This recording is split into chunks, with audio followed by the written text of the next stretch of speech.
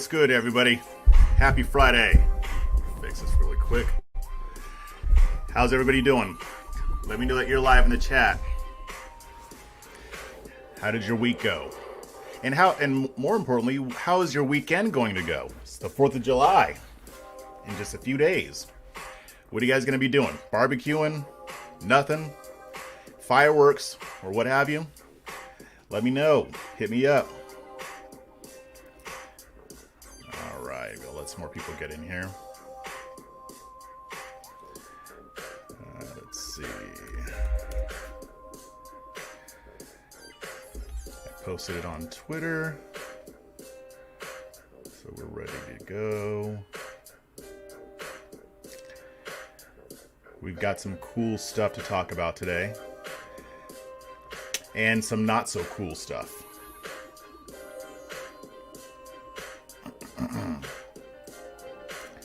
Let's see. All right. Go ahead and turn this down. Okay. Endgame. I'm here, another crappy holiday weekend for me. Why is it going to be crappy? 4th of July is fun. All right. Anybody else doing anything cool for the 4th of July? I'm not even sure what I'm going to do. There might be some fireworks going on over here. But, you know, if there's something going on, I'll go to it. Oh, weather related. Okay, that's why it's going to be crappy. That sucks. All right.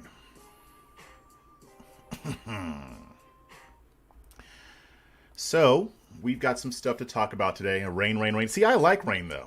I mean, rain's great. Although I guess you can't really do fireworks in the rain, and you can't really do a lot outside. And 4th of July is an outside holiday, so I definitely understand that. But other than unless on days other than the 4th of July, I love rain. It rained a little bit earlier this week. So, we're going to be talking about a report that came out about Vice President Kamala Harris. And the funny thing about it is that it's not going to surprise you at all. But we're going to talk about her. We're going to talk about a recent decision that the Supreme Court handed down in regards to free speech. Great stuff. Very happy about this.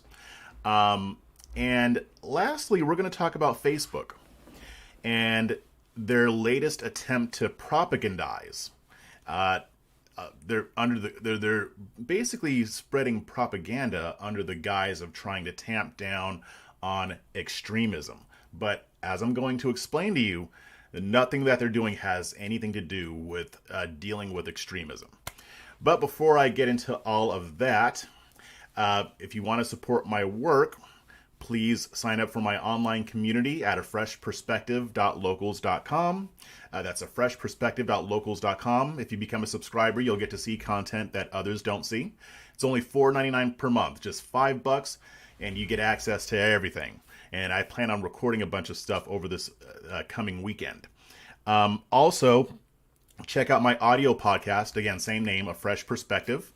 You can find that on Apple Podcasts. You can find that on iHeartRadio, Spotify, or wherever else you get your podcasts. Great stuff. I'm going to be dropping another one early next week. And I'm also going to be putting some interviews up there. Also, on Wednesday at 1 p.m.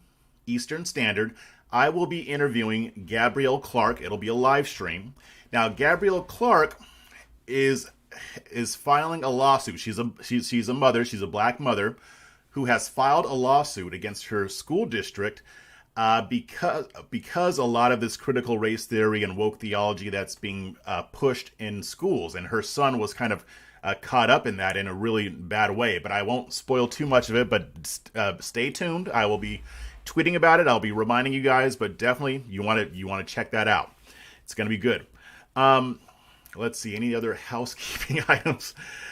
This next weekend, I will be up in Dallas to cover CPAC. It's going to be pretty big. President Trump is going to be there. He's going to be speaking along with a lot of other superstars on the right. So I'm looking forward to actually on Friday's live stream is going to be from CPAC. I don't know if I'm doing it from the actual event, but I still have to see what the schedule is, and I don't think they've put it on the site yet. But I will be doing a live stream, giving you guys the skinny on what's going on and on the vibe and all that good stuff, kind of like I did with CPAC when it was in Orlando. So stay tuned with that. Let's see, anything else? Yes. If you want to make a one-time donation, you can do that through one of these links here, or you can do a super chat, because I am able to accept super chats now. Any and everything helps, guys. So I appreciate it. If my content is resonating with you, or you feel like you're better informed, or or if you're getting a fresh perspective, then yes, any support, I would appreciate it. So, was there anything else that I need to announce? I don't think so. And be sure to tune into the Red and Black Show, which will drop tomorrow at 1 o'clock Eastern Standard. Very good episode. We had a very good conversation, so I think you guys will like it. All right. When you get to CPAC, tell Abbott I said to go kick rocks. Yeah, people aren't as happy with Abbott as the right would like us to believe. I'm seeing a lot of criticism from the right against him, and it's valid criticism. So, yeah. I don't think it's going to mess him up in the primaries. I think he'll still get the nomination. Trump endorsed him, so Abbott's it for right now, I guess. Let's see. Rachel T, what I missed. Couldn't resist trolling Timcast because Charlie Kirk is on. You haven't missed anything yet. I haven't gotten into everything, but yeah, that's amazing. There's a reason why I don't really listen to Tim Pool anymore. I'll pop in every now and then, but he's just a little bit too sensational for me. I think he means well for the most part, but when it's just so exaggerated that I'm like, I feel like I'm being manipulated. It's not cool. And again, I'm not saying that that's his intention. I'm just saying it's how it comes off. Anyway, Asaph King, what's good, brother? Good to see you. All right, I need to get into some stuff, so let's light this candle. Let me take this stuff off here. First thing I'm going to talk about is the reports on Kamala Harris. And I'm sure a lot of you have already heard of it, or you've at least seen the headlines. Politico put out a very interesting report. And it's a long one, too, about over 2,000 words, but I'd still encourage you to read it. I did a write-up of it as well at Liberty Nation, which you should all be checking out. The links are in the show notes. I'm actually going to be talking about 2 articles from Liberty Nation, but the first one was written by yours truly. So there's some issues going on in Kamala land, and it's kind of scary if you kind of think deeper about it. I mean, on the surface, it just seems like one of those stories that talks about a politician's flaws or issues that other people are having with him or her or that kind of thing. But this one's actually a little bit deeper because of the position that Kamala Harris is in. So there was a Politico report, and there was also a CNBC report as well that kind of covered similar ground. But these reports are suggesting that the work environment in Vice President Harris's office isn't too great. As a matter of fact, the word unhealthy was used. It sounds like she runs her organization, because, I mean, each member of Biden's cabinet has their own organization, essentially. And she runs her office in a way that seems a little bit toxic. And it's not necessarily all directly her fault, but as you're going to see, the buck stops at the top, right? So either way, it's her fault. But what you're going to see is that there are other members of her managerial staff that are creating an environment in which people aren't wanting to work. Now, the article from Politico, it paints a rather bleak picture of Harris's skills as a manager. And it says, quote, much of this frustration internally is directed at Tina Flournoy, Harris's chief of staff. Now, Tina Flournoy, I hope I'm pronouncing her name right, Tina Flournoy is a well-known member of the Washington establishment. And she is described by CNBC as, quote, a veteran of the mainstream Democratic establishment. She served on Hillary Clinton's 2008 campaign. She also worked as Joe Lieberman's traveling chief of staff back in the day. And she's done quite a bit within the Democratic Party. Now, here's what Politico reported. Quote, in interviews, 22 current and former vice presidential aides, administration officials, and associates of Harris and Biden described a tense and at times dour office atmosphere.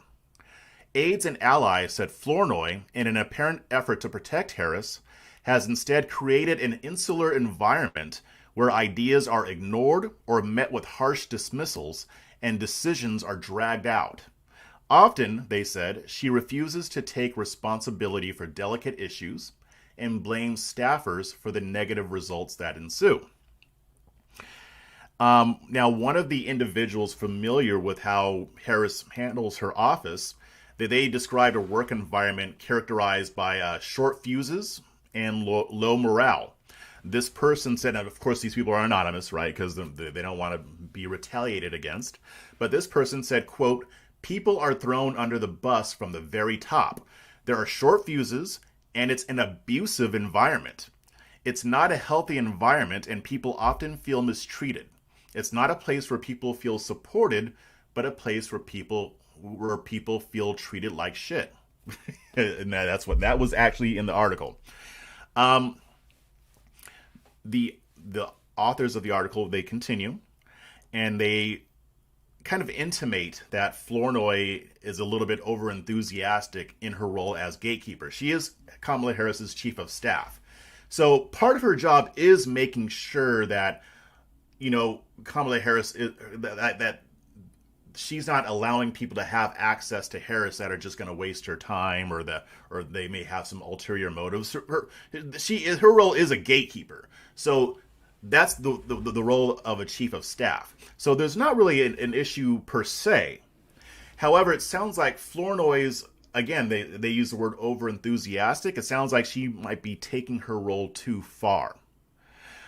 So one of the authors said, quote, Flournoy's role as a gatekeeper for Harris was roiling outside allies and big donors who have seen their access to her severely curtailed. Now, that's a serious thing. I mean, if you are a high-profile politician and you are the vice president and your chief of staff is keeping big donors from getting to you, they're not protecting you very well, right? I mean, and this to a certain extent might sound bad because, big donors should have access to the candidates that they donate to if the candidate wants their money in the future. So it's a bad strategic move, and that's not a very good way to protect her. Now, on the right, we don't care about this, right? Because we don't want Harris to be elected to another office. We're not into her like that. But if I were a Democrat, I'd be pissed. Because, yeah, those donors should be speaking with Harris. They should have access, because if they don't, they won't donate to her again. Anybody who loves Kamala Harris should be a little bit mad at Flournoy right now, assuming that this is true. Again, these are statements from aides. I have no reason to doubt what they're saying, especially since it's multiple people, at least 22. But still. Now, some members of Harris's staff have already resigned. And remember, we're only 6 months into this administration, guys. And people are already quitting. Now, remember what it was like under Trump, right? Every single time somebody quit or somebody got fired, the media freaked out over it. Now, I understand that the president is different from the vice president, so I get that. But the fact that people are already leaving, and the people who are still there, a lot of them are still looking for other areas of employment. Now, of course, people were defending Harris, because that's how this works. Simone Sanders, her chief spokesperson, she criticized members of the staff for anonymously criticizing her and talking to the press about it. And she, of course, had to draw the race card. She said, quote, "Black women like me would not have the opportunity to work in politics without Tina." And she said that people who are criticizing her are, quote, "cowards to do this way." Here's the thing. Like, in an environment like that, if Kamala Harris's environment is so toxic, they're not going to feel comfortable talking to Tina Flournoy about this, especially if she's shooting ideas down and she's treating people badly. Of course they're going to go to the press. It's not like they can just, go to HR or what have you. I mean, that probably wouldn't even do anything. So somebody else, her name is Leah Daughtry, and she's also another well-known political operative on the left, and she also defended Flournoy. And she said, quote, "Look, Tina's strong, she's intelligent, she's driven, and she expects strong, intelligent, driven people around her." She continued, quote, "But some people may find strong, driven, smart people intimidating, but I think that that's more projection than reality because that's just not Tina's intent or style. And nothing in her experience would lead you to think that she's an intimidating person." Okay, whatever, fair enough. There are people who are defending her. However, whether this is true or not, and I do think it's true, and to be fair, I will concede that it is possible that some aides may be exaggerating how bad it is. There may be aides working under her that love it. That's possible. I haven't seen any of them come out yet, but that's possible. So to be fair, I mean, sometimes when you're dealing with any type of workplace or work environment, there are people that hate it and there are people that like it. It's when it's most people who are hating it, that's when you know that there's an issue. Now, here's why this is important. Because if Kamala Harris's managerial style is this atrocious, then that could have ramifications for the country. Now, a lot of you haven't heard my prediction for what's going to happen with the Biden administration. I've made it on Red and Black, and I've done it elsewhere. But here's what I think is going to happen. Biden, regardless of what Biden is saying, I do not think he's going to serve out his full first term. I think he's going to step down. I think he's going to step down shortly after the 2022 midterms.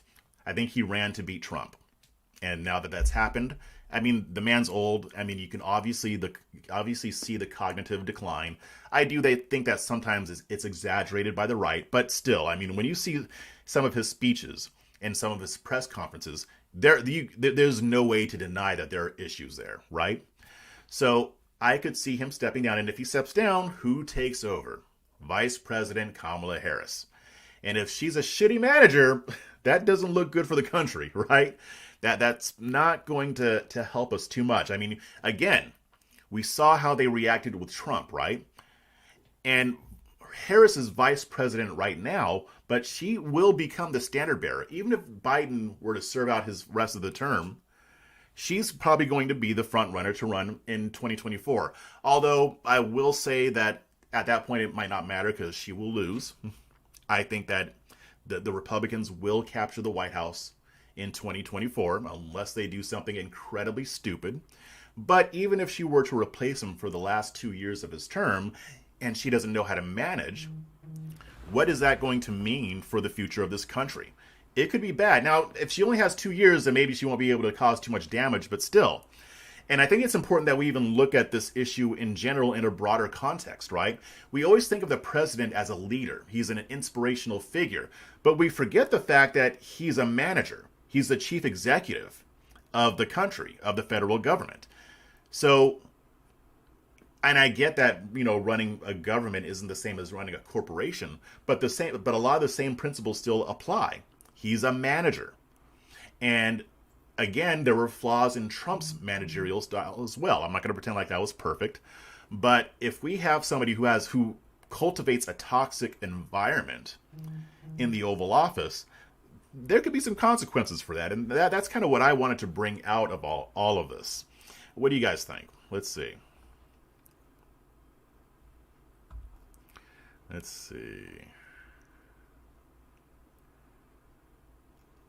Oh my gosh. Tool Pool is a definition of incel. I'm sure that Tim Pool is not an incel. Gosh. Let's see. Really, Liv? Really, is this what we're doing right now? When I learn how to play another song, I'll play the banjo again. I'm still learning. I started practicing again yesterday, so that'll happen. But I'll just end up just playing the exact same song that I played last time. I can't keep playing that over and over again. Golly, yes, yes. You know what? When I see you at the Solutionary Summit, it's going to be on, all right? I don't normally hit women, but I will make an exception in your case. All right, happy 4th of July weekend to you two. I hope you have tons of fun, Liv. What else we got? Oh, y'all didn't have anything to say about Kamala Harris. That's interesting. Oh gosh, I hope so, as long as we don't put up terrible candidates. Yep. And I don't think we will, actually. I think we'll have a decent pool of candidates to choose from. I think I'm optimistic about that. Um, I mean, I know everybody's talking about Ron DeSantis, but there will be others that come out of the woodwork, and we're going to see. And like I said in my last live stream, I think that we're going to have a bunch of Trumps. Assuming that Trump doesn't run, we're going to have a ton of Trumps running. And it's going to be funny to see how the left reacts to that. Let's see. I just hope Biden lasts the rest of the term. He might. I mean, I could easily be wrong about this. I could very easily be wrong. I understand that it is very much possible that he serves out his full first term. But again, if he does, he's going to lose in 2024, though. Unless he manages to turn this around, a lot of the mistakes that he's making, a lot of the issues that he's mishandling, he's going to lose. Because by then he'll be even older than he is right now, and it's not going to be good for the Democrats. Let's see. She will stretch you, Jeff. Yeah, she probably would. Yeah, that's all right, though. My first live stream with you. Well, welcome. Glad to see you here. Hope you have fun. I hope I managed to entertain and inform you. Let's see. Never bet against Republicans doing something incredibly stupid. And I'm not ruling that out. So that's why I always qualify it. As long as the GOP doesn't do anything incredibly stupid, they're going to win 2022 and 2024. It's going to be a good next few years for the Republican Party.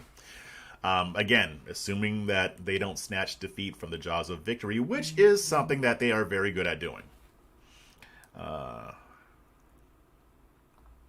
Republicans don't have much of a choice. The moderates and politically homeless are desperate for a decent choice. You're right. And I think we've been hungry for that for decades. I mean, people are tired of just choosing the lesser of two evils. But I don't know if that's ever going to change.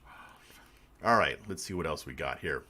All right, let's talk about free speech. I love free speech. It's a great thing. And by the way, the videos that I'm going to be doing about critical race theory coming up are going to be dealing with free speech, because critical race theorists are not fans of the First Amendment. But I'll just leave that there. I'm digressing. So, I'm going to be reading from an article written by Lisa Donner, who is actually the editor-in-chief of Liberty Nation. I've done one of her articles before, but this one was very interesting because I think it's kind of floating under the radar. I don't think a lot of people are really focusing on this, but we should be. Because what the state of California had been trying to do is scary, especially if other states were to adopt the same type of policy.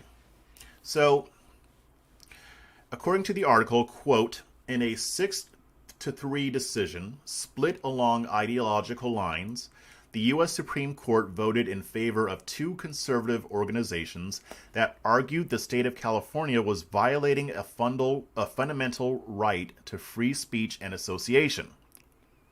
Conservative justices said no dice to a mandate issued by the California Attorney General's office that required nonprofits to explicitly state the names of those who make significant donations to their charitable organizations. Now, she continues, quote, for the last decade, such groups had been forced to provide the names of top donors to the state authorities. The Americans for Prosperity Foundation and the Thomas More Law Center had enough and trod the long, winding route all the way to the High Court. Now, the Supreme Court ruled that California did indeed violate the First Amendment which guarantees an individual the right to free speech and association. So here's what Chief Justice John Roberts wrote in his decision. He said, quote, "We are left to conclude that the Attorney General's disclosure requirement imposes a widespread burden on donors' associational rights." Now, here's a little bit of the backstory. So California has had this policy for quite a while, but they didn't really start cracking down on it until 2010. And possibly the reason why they didn't crack down on it is because nobody actually thought it was fair in the first place, and they didn't want to have to go through all this legal trouble. But, I mean, they ended up doing it, and they sent out, and this is, and I'm going to be quoting John Roberts here, he said they sent out, quote, "thousands of deficiency letters to charities that had not complied with this requirement.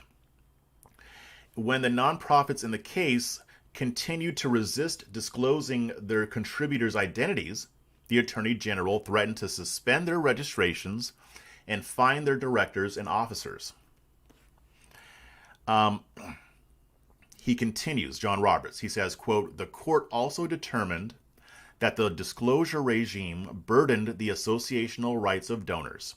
In both cases, the court found that the petitioners had suffered from threats and harassment in the past, and that donors were likely to face similar retaliation in the future if their affiliations became publicly known. For example, the CEO of the foundation testified that a technology contractor working at the foundation's headquarters had posted online that he was, quote, inside the belly of the beast and could, quote, easily walk into the CEO's office and slit his throat. Yeah, not very good, huh? That's kind of a dire situation, right? I mean, I'm sure the guy wasn't going to do anything, but you never know what type of retaliatory behavior people might engage in. Now, what California, in its defense, what they tried to say in its defense was that while they were requiring these organizations to expose the identities of their donors, that California was saying that they would keep this confidential. Yeah, we'll make sure nobody else sees it except for us. Right, okay. The reason why people are pushing back against this is obvious, right? I mean, especially in this political climate right now. I mean, you've got people doxing individuals who had donated to Trump or donated to a Trump-supporting organization. It's not a safe thing to do, and it is a violation of our rights. So, Roberts also wrote, quote, "The court found after trial that the amount of careless mistakes made by the Attorney General's registry is shocking." So what if you happen to have an employee in the Attorney General's office who's like, yeah, we've got all these names, and I hate Trump, and they donated to this organization that likes Trump. Let's get to doxing. It's not like we haven't seen this before, right? I mean, even a few years ago, they doxed Lindsey Graham and a bunch of other Republican senators, published their addresses for political purposes, right? And the hope is, and they do that because they're hoping that somebody will harass them or probably even worse, commit an act of violence. That's why it's so important that these names remain private. And I'm going to get to that in a second, but Roberts also argued, he said, quote, "We have also noted that it is hardly a novel perception that compelled disclosure of affiliation with groups engaged in advocacy may constitute as effective a restraint on freedom of association as other forms of governmental action." Now, again, the decision went along party lines. Obviously, Clarence Thomas, Samuel Alito, Brett Kavanaugh, Neil Gorsuch, Amy Coney Barrett, they all voted down what California was doing. They voted against it, and they decided that it was unconstitutional. Because, again, if you donate money to a politician or to an organization, and this is a form of speech and a form of association with a particular organization, then putting people in potential danger of expressing themselves in this way could be read as a violation of the First Amendment. if I know that the government's going to do, or maybe not the government, but if something leaks from the government, or that I have to be concerned about donating large sums of money to an organization that I believe in, because I could end up facing consequences, then yeah, that is tamping down on my free speech and my freedom of association. California had no business doing this. I mean, realistically, there's no reason why they would even need these names. There's no good argument for it. Now, the more cynical types, like myself, might be tempted to conclude that the reason that they wanted this requirement is in place was precisely for that reason. So that if somebody in their private life, if they want to donate to a certain organization and that somehow gets out, that it could place that individual in danger. It may not even be physical danger. It just might be, hey, I'm on social media, let's cancel this guy because he donated to this organization that we don't like. This small business owner donated a bunch of money to whatever organization, and it's a conservative organization, so let's shut his business down. There could be all kinds of consequences, and people shouldn't be afraid to associate themselves with a particular organization or to donate because of potential consequences in that regard. That's not one of the values on which this nation was founded. Uh-oh. Did I disappear? Oh, okay. So what do you guys think? What do you guys think?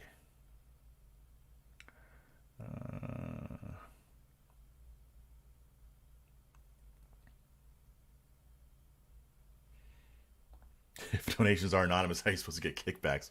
That's a good question. Let's see. What are you guys talking about Candace Owens for? That black guy talking about CRT in that video was Candace's brother, allegedly. What video are you talking about? Let's see.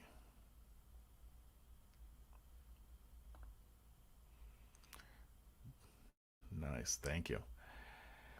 My point being, why have a company name or personal profile on donations at all? Make all donations anonymous and eliminate tax deductions for them. I may not be opposed to that, but here's the thing.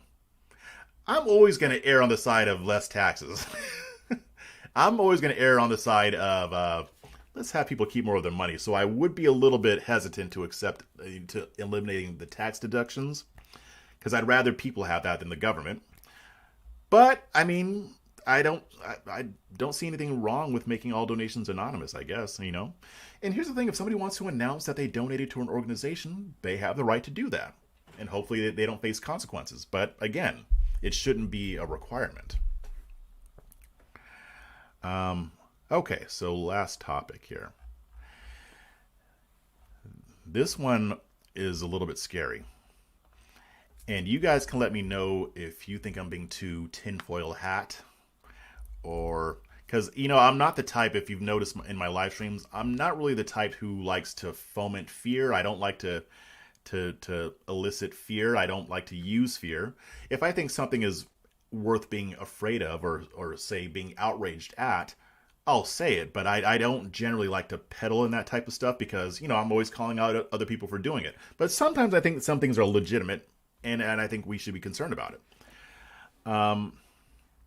So let me pull this up here. We're going to be talking about Facebook. Now, the article is from redstate.com, and it was written by the Queen, the lovely Kira Davis. Wrote 2 articles on it, actually. And some of you have already heard of this, what Facebook is doing as far as putting warning labels. And I guess they just started doing this yesterday or the day before. And I want to show you guys something. I want to kind of show you how some of this stuff works. I talked about this a little bit on the Red and Black show, but I want to go more in depth.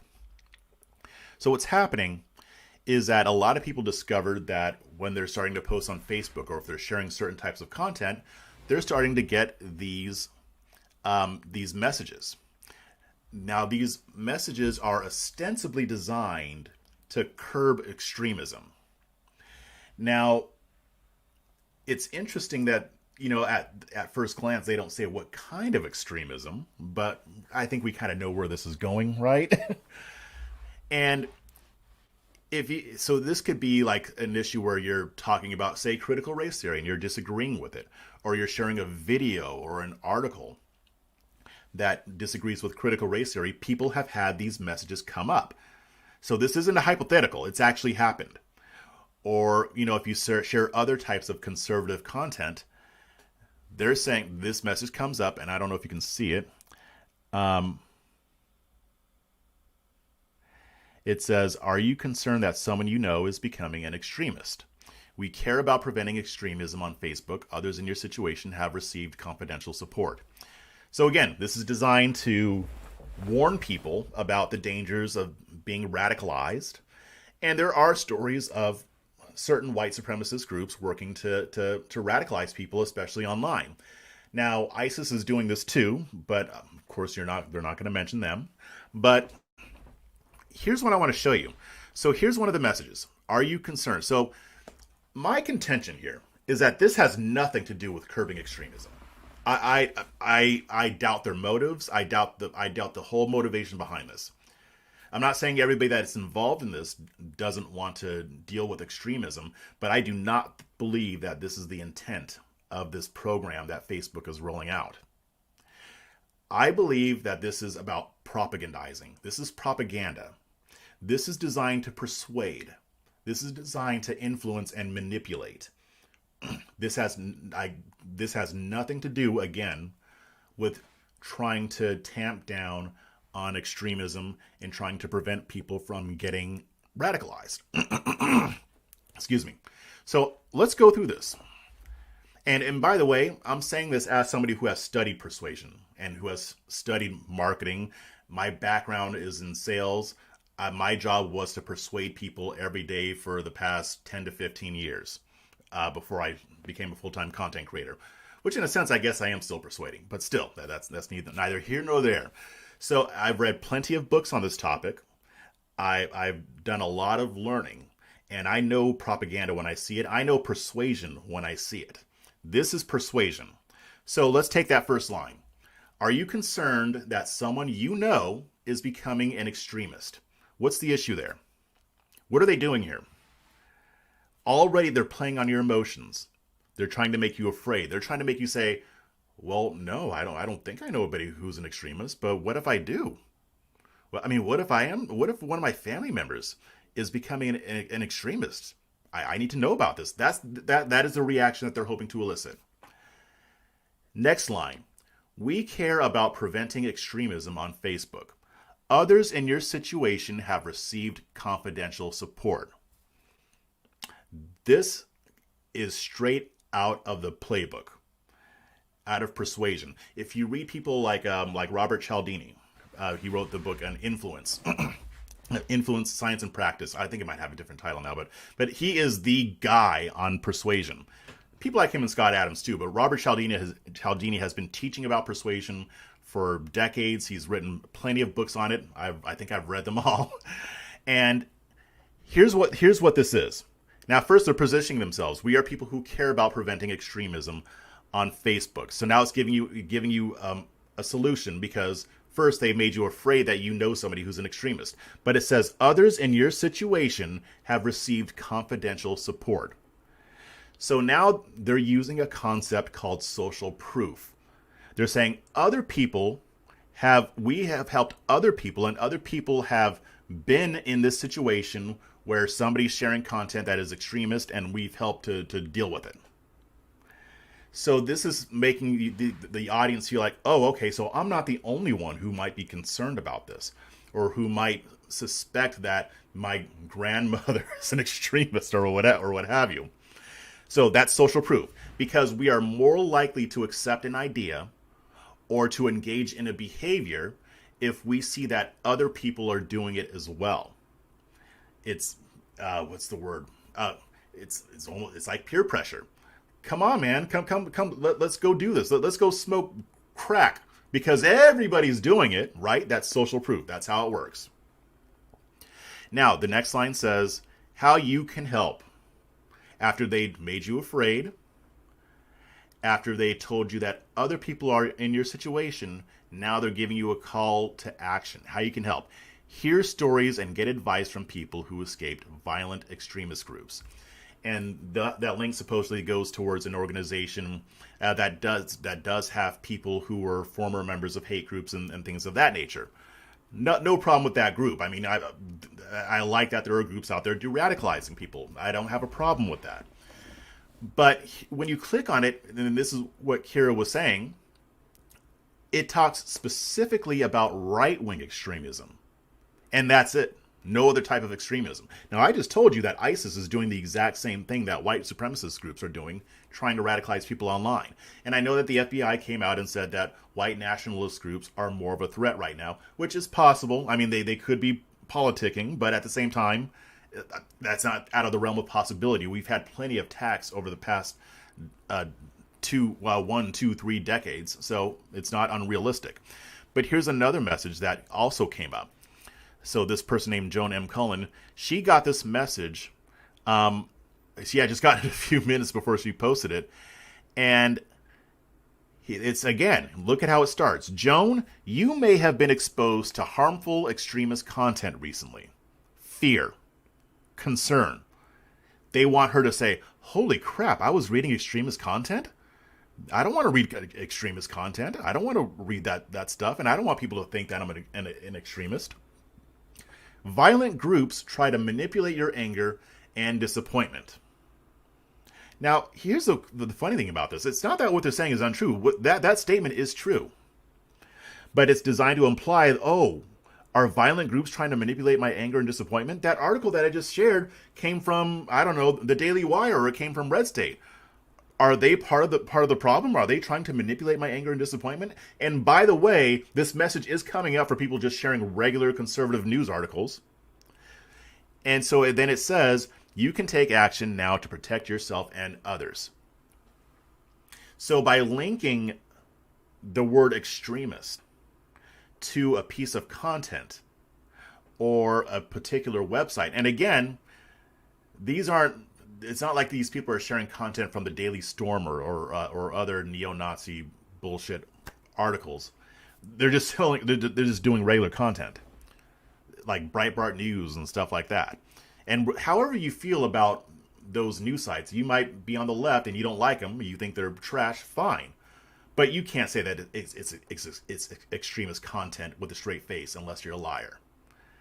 So again, this isn't going to help tamp down on extremism. This is propaganda. This is a manipulation. This is a persuasion tactic. Let's see if there were any more. See more people. And here's the thing. This guy, he said he logged into Facebook in the morning and got this message. Now, if this guy tends to read a lot of conservative content, they're trying to get him to think that that's extremist, even though it clearly is not. Now, let's see if there are more. Yeah, no. Okay, so it looks like they're just using those two propaganda tools. And Dave Rubin, of course, he reported AOC, Ilhan Omar, and Rashida Tlaib. That guy. And here's another interesting point. Children are taught to identify traitors. Neighbors are urged to report one another. Officials are pressed to pledge their loyalty. What does that sound like? 1 year after it imposed a national security law, China has remade Hong Kong. This is how the city's freedom was taken. And this is why this terrifies me. I'm not saying that these people are like China. I'm not saying that they're to that extent. But any totalitarian or authoritarian regime, this is the type of stuff that they do. They encourage you to view your neighbor as the other and to report on them, to turn them in, to snitch. And this is exactly the type of behavior that this type of propaganda can inspire. Now, Kira wrote another piece, I guess because it's Facebook hadn't responded to any of the criticism yet. And so she writes, at the time Red State posted the original the original report, Facebook had not yet responded to a request for comment. Since that time, a Facebook spokesperson reached out to Red State with a statement explaining this test. I guess it's a test that they're doing, a pilot program. And the spokesperson said, quote, "This test is part of our larger work to assess ways to provide resources and support to people on Facebook who may have engaged with or were exposed to extremist content, or may know someone who is at risk. We are partnering with NGOs and academic experts in this space and hope to have more to share in the future." Yeah, I bet. And of course, Facebook has given no indication as to why they only have one side of the ideological spectrum on the hate flags. Because, I mean, there are extremists on the left, too. We can't forget that. But they're only focused on one, which is yet another clue and another piece of evidence suggesting that this isn't really about extremism. This is about influencing people. This is propaganda. This is a psyop. And yes, I will go that far as to say that. And yes, I do think that this is intentional. I don't believe that this is an accident, and I don't think that this is just people being stupid. I think that they want to convince their users to believe that regular conservative content is extremist, and to start turning people in, or to start reporting on people, or what have you, or whatever pathway they're leading people through. This is going to become a thing unless there's a backlash against it. I am not optimistic that there will be enough of a backlash to get Facebook to pull this program. Now, this is just Facebook. What happens when other companies start doing this? What happens when Twitter starts doing it? Because you know Twitter loves banning conservatives. You know they love targeting conservatives. What happens when Google and YouTube start doing this? What if they say that one of my videos is extremist, even though I'm not extremist by any stretch of the imagination? I do see that slippery slope. And I hope that I'm wrong, and I hope that I'm just being too paranoid. Because like I said, I'm not into, fear-mongering. That's not my thing. But this is serious, because we know how powerful Facebook is. If this were like a smaller company or whatever, I'd say, okay, that's stupid. I see what you're trying to do, but I'm not that concerned because you don't have that much power. Facebook has tons and tons of power. Big tech has tons and tons of power that rivals our federal government. So we need to be watching out for this. We need to be keeping an eye on this type of stuff. And I will keep talking about it. I will keep writing about it. People at Red State and other outlets will as well. But we need to see what's going on here. We need to see the writing on the wall. This is what these people want to do. And again, this is propaganda. And to people who don't pay as much attention to the news or to politics, they won't be aware of what's happening. They're not going to be aware of the idea that they're being manipulated because they're just going to give the benefit of the doubt. So, what do you guys think?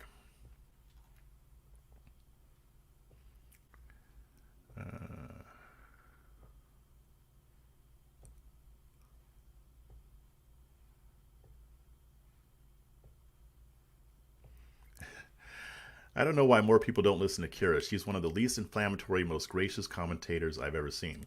Yeah, she's awesome. I love me some Kira Davis. Good people.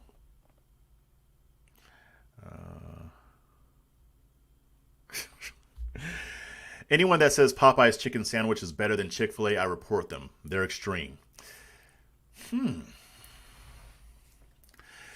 See, I can't say that I like one better than the other. I like them both. I think Chick-fil-A is a little overrated, but their food is good.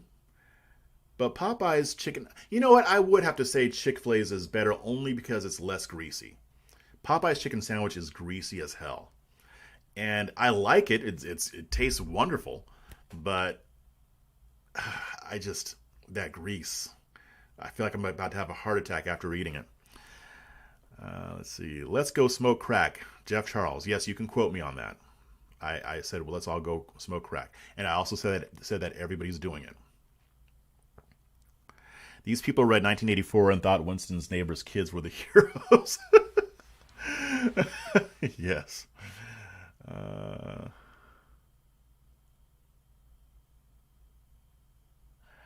All right. Confession, never tried Popeye's sandwich. Chick-fil-A needs to get better bread buns. Yeah, you might want to report her too, bro. Mickey. Yeah, you might want to report her too. I mean, you have to at least try it. Now, I will tell you that Burger King's chicken sandwich is trash. Don't their original chicken sandwich I like better than the one that they just came out with. It's trash. It's horrible. So just want to put that out there. I haven't tried Kentucky Fried Chickens or whatever. I'm trying to eat better anyway, so I'm not really eating bread like that. So I probably won't try one again for a while. But yeah, I think I'm gonna sign off here. But thank you guys for coming. I know it's a weekend, or it's a long weekend. It's a holiday weekend, but I hope that you guys have a wonderful 4th of July. I hope you do a bunch of fireworks if you're in an area that doesn't have to worry about fires. And I hope you reflect on this great nation of ours. And until next time, keep your minds free.